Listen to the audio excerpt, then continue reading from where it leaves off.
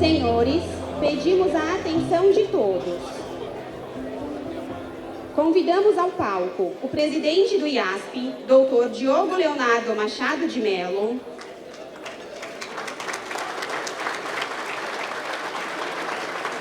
o nosso palestrante convidado, o excelentíssimo senhor presidente Michel Temer,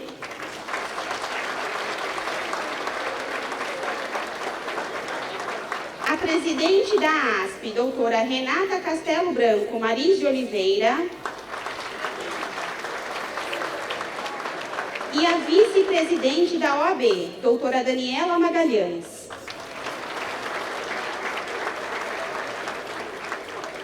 Com a palavra, o presidente do IASP, doutor Diogo Leonardo Machado de Mello.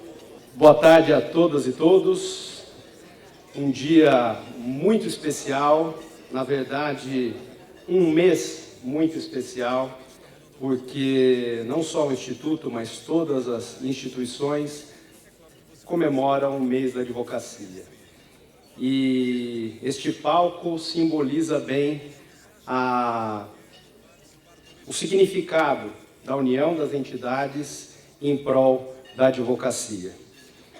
Eu gostaria de agradecer a presença de todas as autoridades aqui presentes, mas eu gostaria de começar a nominar os presidentes do Instituto aqui presentes. Dr. Ives Gandra da Silva Martins, Rui Celso Reale Fragoso, José Horácio Halfer Rezende Ribeiro, Renato de Melo Jorge Silveira, Ivete Senise Ferreira, todos simbolizam a luta do Instituto nesses 150 anos em prol da advocacia.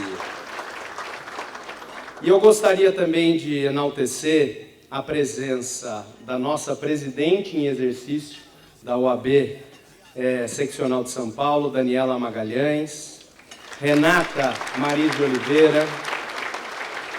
E eu gostaria também de fazer uma singela homenagem, não menos importante, à advocacia, em nome de uma pessoa muito especial para mim, que é o Antônio Cláudio Maris de Oliveira. Conselheiro dessa casa, presidente da Ordem, presidente da ASP, símbolo da luta da advocacia de uma geração. E é uma questão de coração, viu, Maris? É um amor à primeira vista. É isso aí. Mas eu gostaria também de cumprimentar a academia em nome da nossa professora Maria Helena Diniz, nosso prêmio Barão de Ramalho aqui presente. Cumprimentar também Sérgio Ferraz, um grande expoente, decano do Conselho Federal, presidente do Instituto dos Advogados Brasileiros, Roberto Rosas, que aqui sempre contribui para o Instituto, conselheiro, e todas as autoridades presentes. Nosso secretário, amigo, Dr. Fábio Prieto, secretário da Justiça do Estado de São Paulo, Dr. Eduardo Tuma, Rodrigo Moraes, presidente do Movimento de Defesa da Advocacia, Dr. José Luiz de Souza Moraes, e todos os amigos do Instituto, especialmente os nossos patrocinadores, o Vicente de Chiara, da Febraban, que está aqui,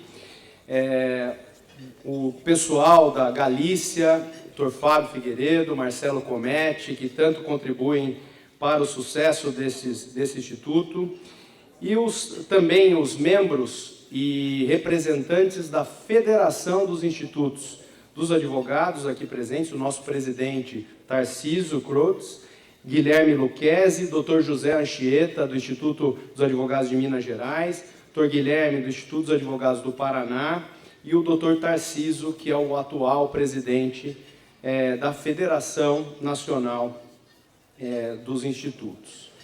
E todos os amigos do Instituto, todos os conselheiros, associadas, associados aqui presentes, que viabilizaram o convite ou a efetivação desta simbólica homenagem na nossa reunião almoço de agosto de 2025. Queria agradecer ao Dr. Edgar Silveira Bueno, não é? Nosso vice-presidente da gestão anterior, Dr. Eurico Souza Filho, que aqui também viabilizou esse convite, Vitorino Antunes, um grande amigo do Instituto, que também viabilizou o sucesso deste evento. E é com imensa satisfação que, neste mês da advocacia, rendemos uma justa homenagem a Michel Temer. Michel Temer, presidente da República, professor, jurista e associado emérito desta casa, que encarna em metonímia, poderia dizer assim, a cultura jurídica e o próprio ser IASP. Representatividade, inegável cultura jurídica e senso permanente de contribuição ao país. Se a nossa instituição de 150 anos quer isso, Michel Temer talvez seja o melhor exemplo deste simbolismo. Na qualidade de representante maior do nosso Prêmio Barão de Ramalho, Michel Temer é o construtor de pontes entre o mundo jurídico e o mundo político, sempre guiado pelos valores de equilíbrio, moderação e diálogo. Em suas contribuições mais notáveis, não é à toa que nós lembramos, neste mês de agosto, a sua idealização ao artigo 133 da Constituição Federal, que consagra com precisão a institucionalidade de que o advogado é indispensável à administração da justiça. Esse dispositivo, que hoje nos parece incontestável, nasceu de uma visão clara sobre o papel da advocacia na consolidação da democracia e na proteção das liberdades públicas. E é isso que nós devemos ao presidente Michel Temer. Recordar esse passado, presidente Michel, não tão distante, é bem verdade, é enaltecer, como Vossa Excelência sempre diz, enaltecer a própria democracia. Ao prestarmos essa homenagem, não podemos deixar também de rememorar o que dissemos institucionalmente através de pronunciamentos no nosso 11 de agosto. E aqui eu agradeço também o apoio incondicional da nossa diretoria, Marina Coelho, Eidi Florencio, Paula Tonani, Luiz Antônio, Milton Flávio, que em reunião e deliberação, nos manifestamos que, no 11 de agosto, seria importante lembrar que o IASP, ao celebrar a fundação dos primeiros cursos jurídicos do Brasil, tem o dever de reafirmar que a sua missão é de promover o estudo de direito, mas também defender as liberdades públicas e fortalecer as instituições republicanas.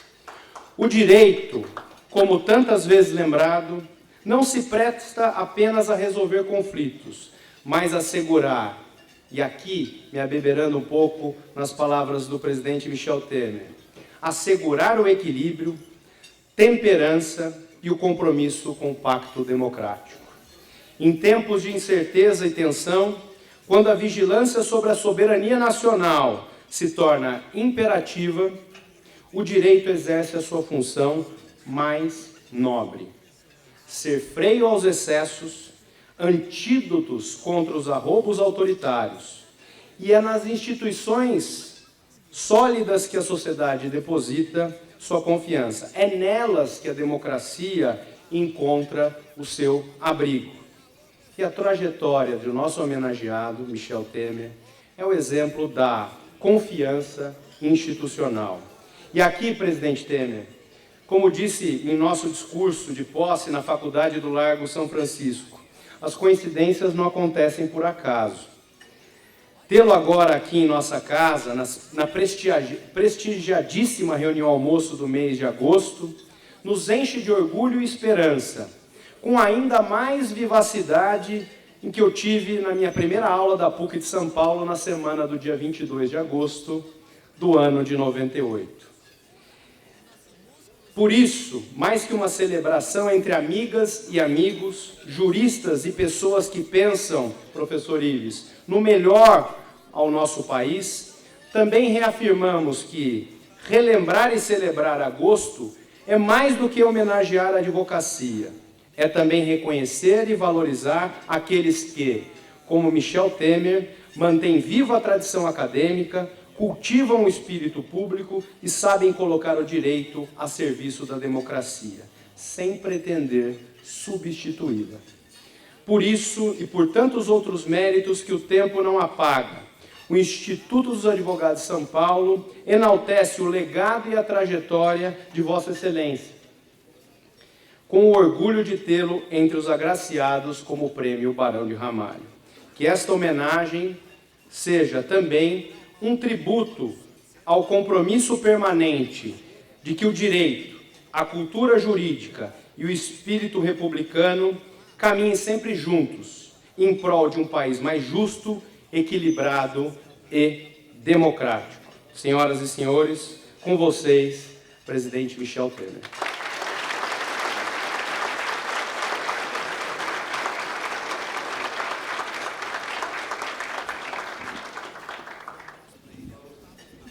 Olha, eu há pouco estava presidindo uma reunião na Fiesp. Lá falava o ministro Zé Múcio, ministro da Defesa, e logo que ele começou, Ives, ao seu discurso, ele disse, olha, uma das partes mais importantes de todo e qualquer discurso é a menção às pessoas presentes, porque as pessoas observam se estão sendo lembradas ou não, não é? E eu, como verifiquei que há um número infindável de autoridades aqui, de logo peço desculpas e não vou mencionar ninguém, porque teria que tomar uma parte expressiva da minha fala, mencionando as várias autoridades que aqui foram mencionadas. Um segundo ponto é que entre as autoridades mencionadas, as mais variadas, e aqui são todas, as mencionadas e as não mencionadas, daquelas que são meus colegas de profissão. Eu quero dizer que eu não vou dizer coisas de grande responsabilidade. Vou contar algumas histórias, e algumas histórias que começam precisamente pelo artigo 133 da Constituição Federal. E eu, quando recordo este fato, eu estou me referindo aos anos de 1987, 88. E eu me recordo que fui procurado pelo Maris, que era presidente de uma das associações de advogados. Ele disse, olha, está todo mundo colocando tudo na Constituição Federal, é preciso colocar a figura do advogado. E, de fato, nós produzimos o artigo 133, que sofreu, meus amigos e minhas amigas, uma resistência extraordinária. As pessoas diziam que aquilo era uma questão corporativa. Se os advogados estão ou estarão no texto constitucional, porque não os médicos, arquitetos, engenheiros, etc. E eu tive a sorte de, no dia da defesa final deste dispositivo, que era uma emenda constitucional minha, o defensor foi um senador competentíssimo, uma figura nacional extraordinária, mas que tinha participado do movimento anterior, do golpe de 1964, e patrocinado, insistido na defesa daquele momento, né? E foi exata e precisamente o que eu disse ao início da minha fala na tribuna. Eu disse, olha, eu quero dizer que é mais do que razoável que um senador, da melhor suposição embora, venha à tribuna para sustentar isso que está sustentando, porque ele não compreende bem a questão dos direitos individuais. E veja que no dispositivo que está sendo produzido na nova Constituição, os dispositivos de natureza individual têm mais de 78, 79 incisos, de modo que é fundamental que haja uma proteção efetiva a esses direitos individuais. E quem faz isto é a advocacia. É o advogado que, na verdade, partindo dos pressupostos do artigo 5º da Constituição Federal, faz a defesa do Estado democrático de direito. Esta é a grande realidade. E foi assim, com auxílio, devo dizer, do relator, que era um velho advogado, Bernardo Cabral, que nós conseguimos introduzir o artigo 133 da Constituição Federal. Eu tenho muito orgulho desse fato, em primeiro lugar, por ser advogado, mas, em segundo lugar, por prezar enormemente a advocacia. Em terceiro lugar, por ter um histórico até familiar. Convenhamos, lá em casa, antes de mim, 3 foram formados advogados pela São Francisco. E todos eles e eu, moramos na casa do estudante, não é? Que era o local de habitação do pessoal do Centro Acadêmico 11 de Agosto, né? Onde nós convivíamos com mais de 110 moradores, colegas, que depois se formaram e cada um tomou o seu rumo na advocacia, na magistratura, no Ministério Público, na diplomacia. Né? Então, eu tenho esta coisa, digamos, incrustada no meu espírito. A questão do 11 de agosto, a questão da advocacia, a questão da liberdade, porque vocês percebem, quando vocês leem o artigo 133, eles, o que há lá estabelecido, a indispensabilidade do advogado na administração da justiça e mais, a sua inviolabilidade por seus atos e manifestações. E foi o primeiro momento, creio eu, em que o sistema normativo nacional equiparou o advogado, o promotor e o juiz. Hoje não há diferença alguma. Se é indispensável a administração da justiça, está a significar que não há justiça sem a manifestação do advogado. Mas eu conto mais. Tempos depois, vocês todos... Eu estou contando essa história, viu? Até o Marisa me sugeriu, porque aqui há muitos jovens, né? Jovens que em 87 ainda não... 87, 88 ainda não advogavam, né?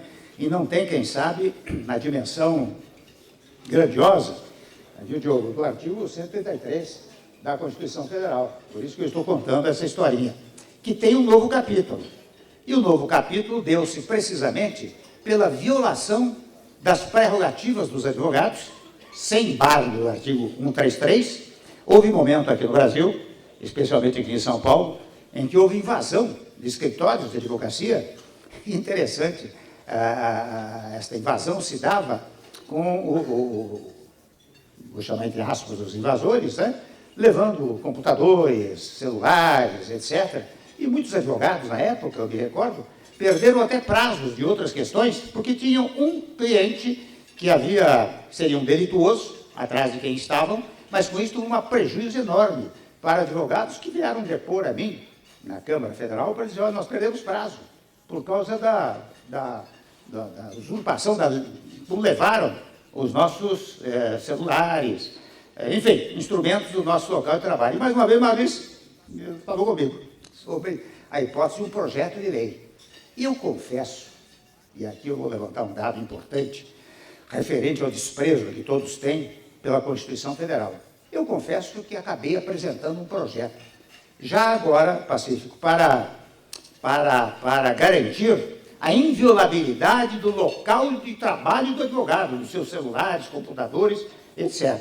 Mas para não fazer feio perante aqueles que sabem que a Constituição diz tudo, né? Como diz o artigo 133, eu, logo na justificativa, Maria Helena, eu coloquei, com grande pudor intelectual, que eu apresento este projeto.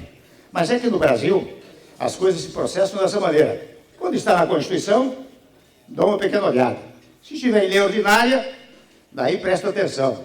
Se estiver em decreto, examina melhor. Se estiver em portaria, que na origem é a ordem do porteiro, todo mundo cumpre. Então, eu fui obrigado a dizer exatamente isso, né? Que é com grande Sérgio Ferraz, com grande pudor intelectual, que eu apresentava, Roberto Rosas, aquele projeto, não é, secretário da Justiça, um grande pudor intelectual. E o fato interessante, vocês sabem, eu estou contando aqui contando historinhas, né? Mas vocês sabem que o presidente da República de então, é claro que eu no Congresso tinha relativo prestígio, de modo que eu fiz processar e aprovar muito rapidamente esse projeto, né? Mas quando chegou à presidência da República, a pressão dos setores que eram contra, embora da área jurídica, fizeram uma pressão enorme em cima do presidente da República. O presidente até me telefonou, na época acho que eu era simplesmente presidente do partido, já não era mais presidente da Câmara, né? E ele me telefonou e me disse, eu estou recebendo grande pressão. Eu disse, presidente, o senhor faz o que convier ao senhor. Se o senhor quiser ficar a favor daqueles que o pressionaram, vete. Se quiser ficar a favor da liberdade e da grande massa de homens e mulheres no Brasil que lutam pela liberdade, que são os advogados, o senhor sanciona. O senhor sabe o que ele fez? Era tanta pressão que ele viajou e deixou para o vice-presidente. E foi o vice-presidente da República que sancionou esse projeto de lei, que depois se incorporou ao Estatuto dos Advogados. Não é? Mas vejam como interessante, eu ressalto este fato, meus amigos e minhas amigas, para revelar que nós temos que, digamos assim, prestigiar, homenagear cada vez mais o texto constitucional. Porque o texto constitucional resolve tudo.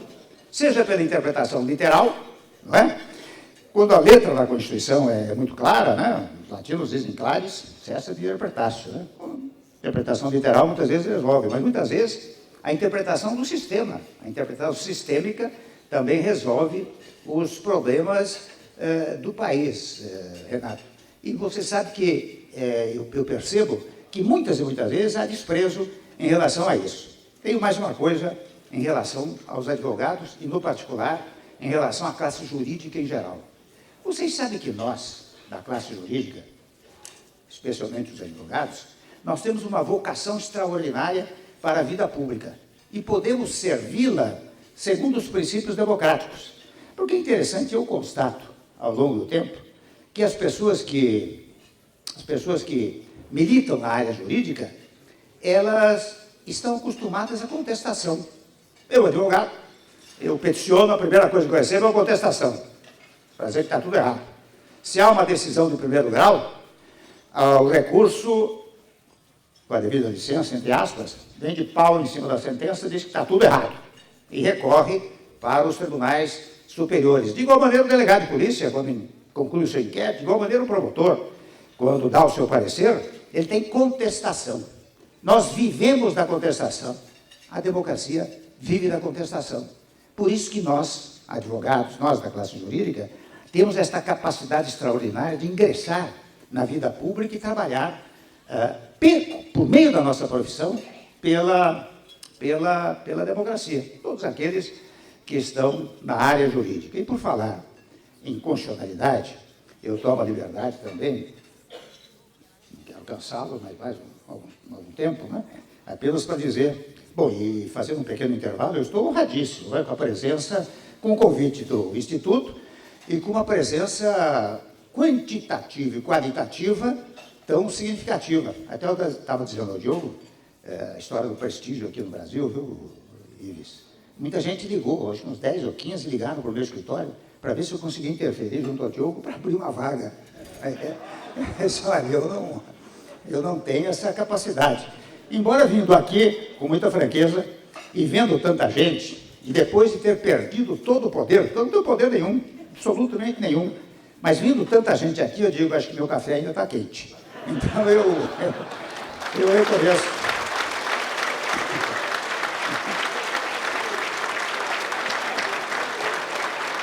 Eu reconheço. Mas eu quero, por isso, agradecer ao Instituto, as várias associações dos colegas advogados, não é? E, no particular, aqueles que aqui vieram para nos ouvir, não é?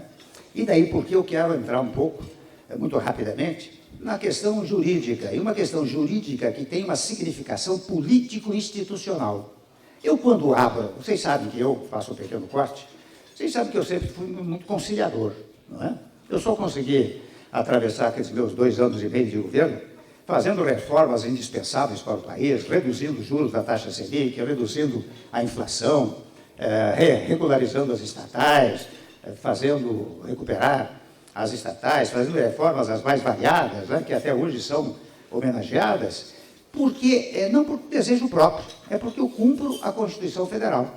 E a Constituição Federal, sem embargo da grande oposição, e faço uma observação, a oposição do sistema democrático é fundamental para a democracia, porque ela impede o poder absoluto.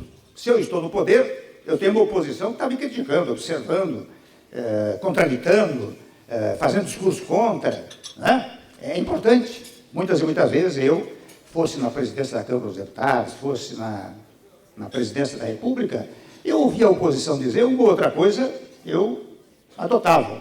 É claro que eu estou dando, e aqui vem o tema que a nós é muito caro, que é a preservação da Constituição Federal. É claro que o significado de oposição aqui no Brasil não é esse significado jurídico-constitucional que eu estou mencionando, é um significado político. Aqui no Brasil é assim, se eu perco as eleições, o meu dever é destruir quem ganhou as eleições. Isso não é bom para o país. E vocês vejam, os países, como por exemplo, dou exemplos aqui, se você, vamos invocar aqui o Reino Unido, né? Você tem o gabinete da situação e tem o gabinete das sombras, que é o gabinete da oposição, que fica fiscalizando. Né? Então, digo eu, a oposição é fundamental na democracia. Apenas é preciso colocá-la, e não estou falando de oposição de agora, estou falando de oposição de sempre, na União, nos estados, nos municípios. É preciso colocá-la nos trilhos da Constituição Federal. Então, volto a dizer, quando eu fiz certas coisas na presidência da República, e nas várias passagens que tive no setor público, não foi por vontade própria apenas, foi por determinação constitucional. Porque é que, sem embargo, de ter tido uma oposição ferocíssima política, e até legítima, e uma oposição institucional, que visavam,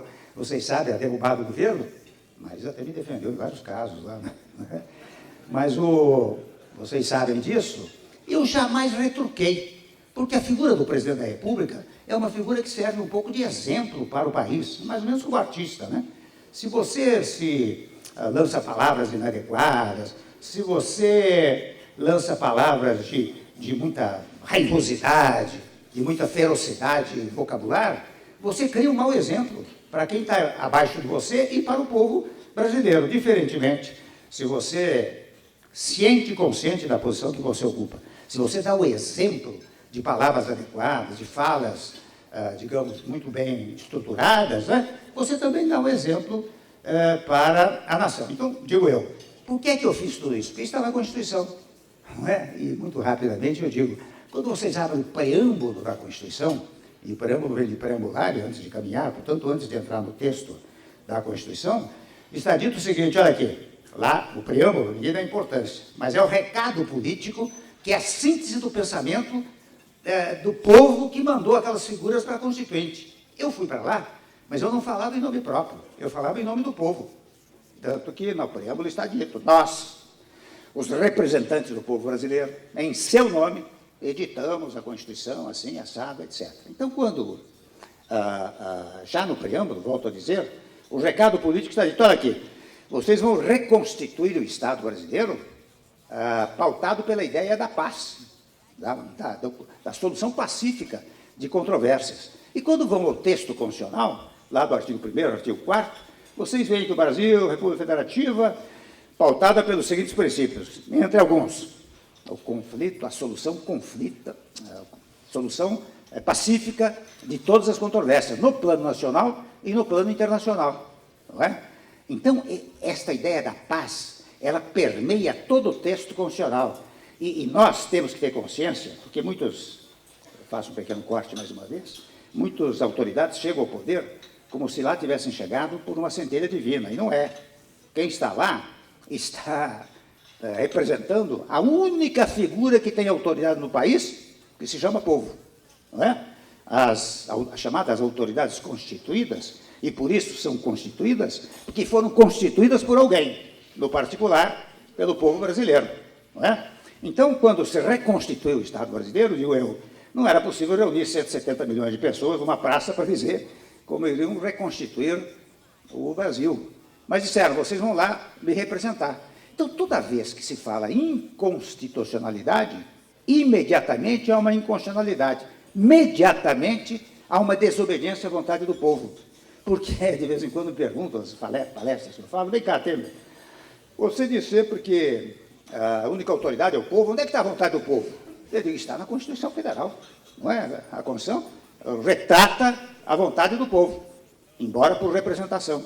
Então, toda vez que você tem uma desobediência, no particular, essa chamada desarmonia dos poderes, olha que a expressão, não é? Como é que surgem os poderes? Isso desde Montesquieu, né? Estou dizendo, desculpe, é obviedade, né? Mas às vezes dizer obviedades hoje está ficando mais necessário do que nunca. Impressionante, impressionante isso. Não é?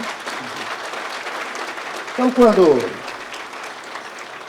Quando surgiu a Constituinte, a Constituição, o povo também disse, olha aqui, como disse lá no tempo do Montesquieu, não vou poder executar, legislar, julgar, vou criar órgãos que vão julgar, legislar e executar. São órgãos do poder. Tanto que os meus alunos diziam sempre, nunca use a expressão tripartição dos poderes, use a expressão separação de poderes, porque o poder é um só, o poder é uma unidade, e, volto a dizer, pertence ao povo. Então, com isto, meus amigos, minhas amigas, quando eu vejo essa desobediência, digamos, cruel à Constituição, quando eu vejo, e aqui vou concluindo, quando eu vejo essa chamada polarização, e eu faço um pequeno corte, eu reservo a expressão polarização para o embate de ideias, que é fundamental na democracia. Você tem que ir programa contra programa, conceito contra conceito, ideologia contra ideologia.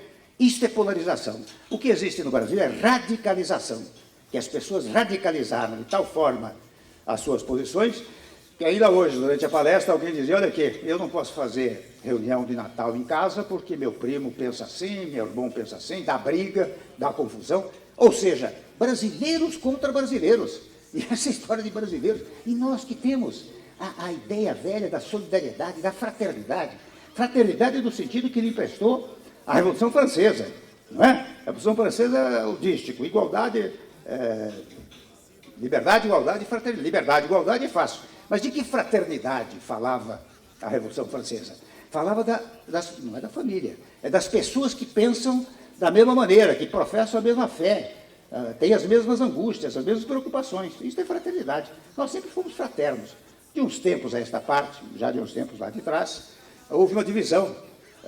No Brasil, costuma-se dizer uns contra outros, pobres contra ricos, estes contra aqueles. Isto vai contaminando as próprias instituições. E contaminando as instituições, o que acontece? As instituições litigam entre si. Até corporações profissionais acabam litigando entre si.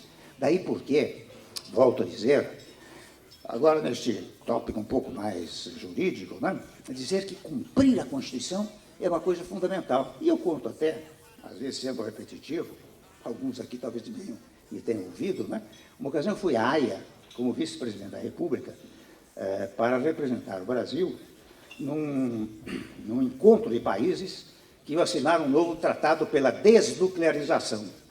E quando me coube a palavra, eu simplesmente disse, olha, nós vamos assinar esse tratado, mas não precisaríamos fazê-lo, porque a Constituição brasileira determina que artefato nuclear só pode ser utilizado para fins pacíficos. E é verdade, no Brasil a energia, na agricultura, não é? Você não pode usar para fins bélicos, para fins beligerantes, não é? Isso está na estrutura do Estado. Vamos assinar, mas não precisaríamos fazer. Vocês sabem que logo em seguida, coincidentemente, suspendeu-se a sessão para o almoço. E era presidente dos Estados Unidos, o presidente Obama. Ele chegou-se a mim e disse, que coisa interessante que tem a Constituição brasileira, que você mencionou, coisa importante. Se todos os países que estão aqui tivessem uma regra estruturante dessa natureza, não precisava assinar um tratado pela desnuclearização. As pessoas não se apercebem disso. Esta determinação constitucional mais evidente, mais enaltecedora, mais ressaltadora da solução pacífica de controvérsias. Você não tem que litigar com ninguém, especialmente, e aqui eu concluo para valer, quando você pensa na relação de natureza internacional, você tem que saber que o Brasil tem que ser um Estado multilateralista, não pode ser unilateralista ou bilateralista, porque as relações entre os Estados no passado, 70, 80 anos atrás, eram relações político-institucionais. Hoje são relações comerciais. E eu dou exemplo concreto. O maior parceiro comercial nosso é a China, o segundo, Estados Unidos, multilateralismo. Os países árabes compram 45% da nossa carne de frango. Nós temos contratos extraordinários tecnológicos com Israel. Mais uma vez, o multilateralismo. Então, nós temos que consciência destes fatos, não porque eu queira, porque é uma determinação constitucional. E ninguém melhor do que a classe jurídica, no particular, os advogados, para sustentarem a rigidez, a realidade, a vontade do povo expressada no texto constitucional. Por isso, ao ser homenageado pelos senhores e pelas senhoras, eu, embora tenha tido muitas reuniões e tudo isso, mas este é o momento mais, digamos, mais pujante, mais eficaz, mais emocionante da minha vida, não é? Sem aquela emoção piegas, mas uma emoção, não é? De que realmente esta homenagem que os senhores me fazem, Diogo e prezadas amigas, presidentes de associações e todos, esta homenagem que me fazem, não é uma homenagem a mim, é uma homenagem à democracia que eu pontilhei e caminhei e levei adiante durante todo o período. Muito obrigado a vocês.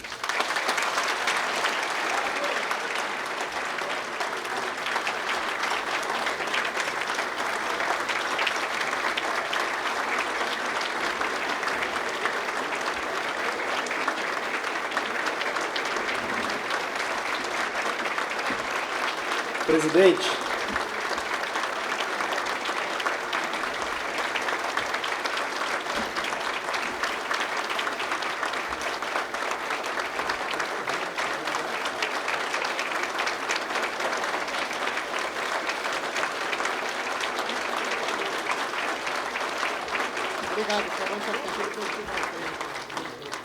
como eu disse a Vossa Excelência,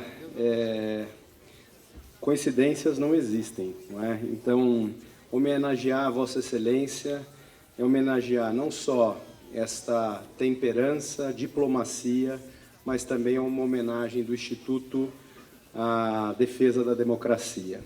Então, eu pediria à presidente Daniela e à presidente Renata Maris para entregar a Vossa Excelência essa pequena lembrança do Instituto, homenageando Vossa Excelência e agradecendo a exposição na reunião almoço do dia 18 de agosto de 2025. Muito obrigado.